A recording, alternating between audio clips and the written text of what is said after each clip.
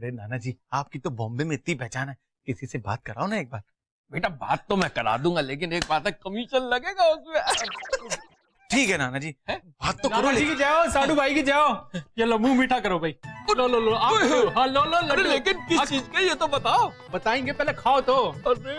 लो लो लो साडू भाई, आप तो मेरे हाथ से खाओ यार। पर ये मिठाई किस खुशी में? अरे अभी तो बोला कि बताता हूँ, पहले मुंह तो मीठा करो। लो खाओ खाओ। अब सुनो खुशखबरी। हाँ। मथुरा व्यापारी संघ ने ना साउथ जोन से प्रेसिडेंट पद के लिए मुझे चुना है। वाह भाई वाह।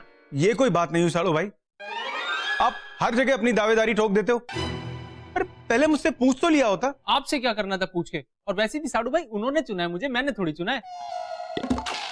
आप ठहरे कलाकार हैं, आपका इस काम में क्या काम? आप तो चाहते ही नहीं हो साड़ू भाई कि आपके अलावा किसी और को कोई जाने,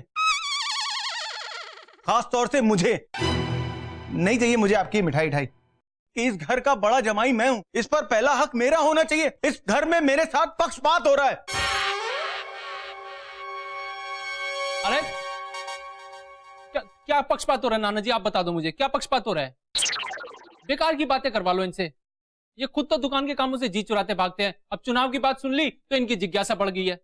देखो चिंटू बेटा, ये तो जगदम्बे बताएगी किसके साथ पक्षपात हो रहा और किसके साथ नहीं। ये लड्डू मेरे को और दे। ये झूठे वाला मत खा लेना। ये नहीं, ये नहीं। अजब गजब घर जमाई। अरे महान बेटा, हम क्यों करेंगे किसी के साथ पक्षपात? हमें तो पता भी नहीं था कि चिंटू जमाई इलेक्शन में खड़े हो रहे हैं। वो तो जब चिंटू ने आकर मिठाई खिलाई तब हमको पता चला। हाँ, कुछ महीने पहले व्यापारी हमारे पास जरूर आए थे, कहने लगे जगदम्बा जी आप फिर से प्रेसिडेंट पद के लिए खड़ी हो जाएं। हमने कहा ना बाबा ना। 5 साल से लगातार प्रेसिडेंट बन के हम उकता गए हैं, अब इस उम्र में कहाँ भाग दौड़ करेंगे। और वैसे भी महान बेटा, व्यापारी संघ का प्रेसिडेंट बनना कोई आसान काम नहीं है। अरे बहुत झंझट के काम है। पहले दुकानदारों को समझाओ, पुलिस की तनातनी, कभी किसी नेता का फोन आ जाता है, बहुत झंझट है बेटा। तुम क्यों पढ़ना चाहते हो इन झंझटों में? अपनी हीरोपंथी में रहो। और वैसे भी ये बाहर के टेंशन घर में नहीं लाने चाहिए। घर में अशांति मत करो भाई, समझाओ इसे। नानी जी की जय हो। नानी जी भी मेरी भावना नहीं समझ रही। मैं एक अभिनेता हूं, और अभिनेता का संधि विच्छेद करो ना तो उसमें से एक नेता बाहर निकलता है, वो भी तत्काल प्रभाव से। लेकिन अब आप देखिएगा कि मेरे अंदर से नेता कैसे बाहर निकलता है।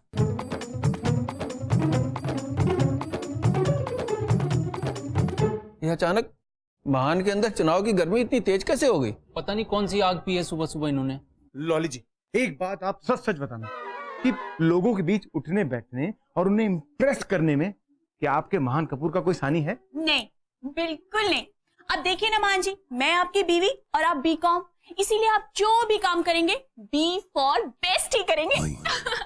अब देखिए ना, आप मांसाहारी तो है नहीं, फिर भी आपने मास कॉम का डिप्लोमा किया है, वो भी इग्नो से, इसीलिए मेरे महान जी को कोई नो कह ही नहीं सकता। Yes, very yes. मैं साड़ू भाई से बेहतर कैंडिडेट हूं। और लॉली जी, अगर मैं चुनाव में खड़ा होता ना तो जीतता जरूर, और पूरे मथुरा में मेरी साख बढ़ती।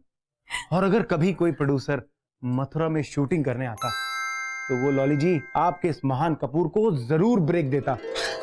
लेकिन मेरे सपने को साड़ू भाई ने ब्रेक कर दिया। आपको पता है लॉली जी, साड़ू भाई अपने एमडी होने का नाजायज फायदा उठा रहे हैं।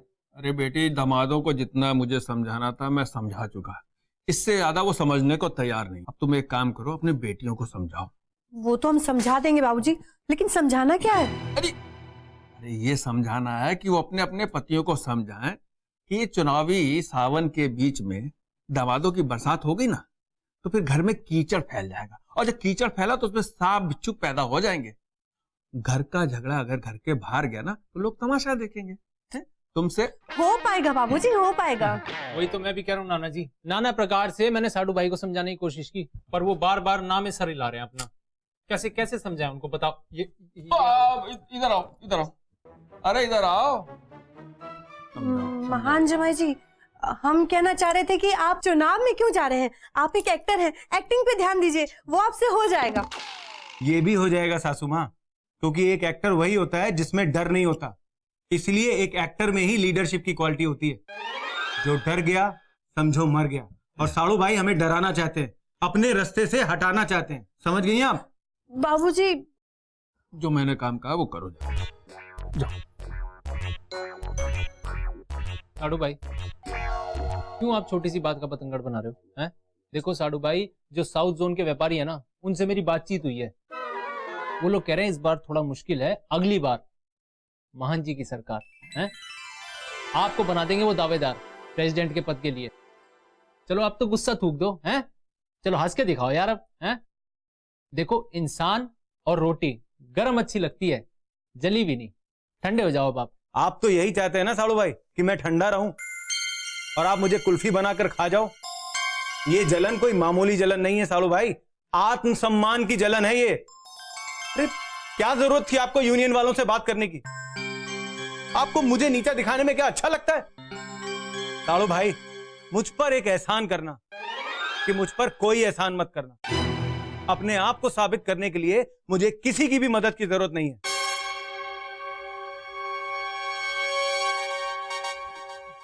देख लो आप, हुआ कोई फायदा?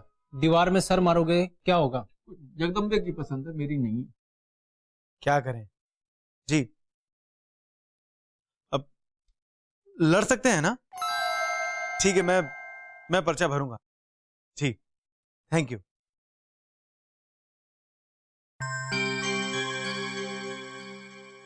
क्या है ये सब साडू भाई? क्यों? आप लड़े तो नेता, हम खड़े हो तो क्या? आप खड़े होंगे ना तो आप मेरी ही वोट काटोगे, और इससे फायदा पता है किसको पहुंचेगा? सीधा नॉर्थ जोन वालों को। थोड़ी तो समझो राजनीति आप। मुझे नहीं समझनी आपकी गंदी राजनीति, मैंने फैसला कर लिया बस। आप ही समझाओ नाना जी ने अब। अच्छा है, बहुत अच्छा कर रहे हैं आप। अब नाना जी को भी आप मेरे खिलाफ भड़का रहे हैं। अरे साडू भाई, मैं किसी को किसी के खिलाफ नहीं भड़का रहा हूं। और हो क्या गया आपको? नहीं, मुझे ये बता दो कि आपका मेरा क्या कंपटीशन? साड़ू भाई, मेरा आपका कंपटीशन तो बनता ही नहीं है। मैं टैलेंटेड हूं, टैलेंटेड था और टैलेंटेड रहूंगा। सीधे सीधे ये क्यों नहीं कहते साड़ू भाई कि मेरे सामने चुनाव में खड़े होने में आपको अपनी असली नानी याद आ रही है? मेरी बूढ़ी नानी को बीच में मत लाना, मैं बता रहा हूं आपको। नहीं लाते, लेकिन फिर एक मर्द की तरह मुकाबला करके दिखाइए। ठीक है, आप जो कह रहे हो ठीक है, मुकाबला ही होगा, है ना? बहुत होगी रिश्तेदारी और बहुत होगा भाईचारा, बहुत हो गया समझना और समझाना। अब सीधा आमने सामने बात होगी, ठीक है? इतना अच्छा मोबाइल कहां से मिला महान जी? लॉली जी, जब आपको आपके अपने काटते हैं तब पराए मोबाइल बांटते हैं। यूनियन में जो लोग मेरा सपोर्ट कर रहे हैं उन्होंने ही दिया है, और उन्होंने मुझे यह भी कहा है कि इस चुनाव में वो मुझे पूरा सपोर्ट करेंगे। मैं बेखौफ होकर चुनाव लड़ूं और चुनाव में जो भी जरूरत पड़ेगी उसके लिए वो हमेशा हाजिर रहेंगे। लॉली जी, अब आप ही एक बात बताइए, अगर आपके महान में कोई बात नहीं होती तो क्यों इतने बड़े लोग उनका सपोर्ट करते? है महान जी, बिल्कुल है। और इस बार का इलेक्शन जीतकर आप ये साबित कर देंगे कि मेरे महान जी में बात ही बात है।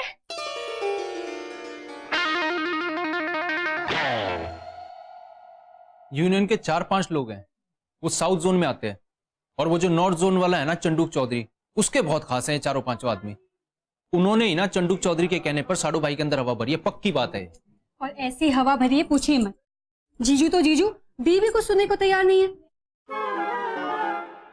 क्या समझाऊं साडू भाई को, क्या करूं उनका?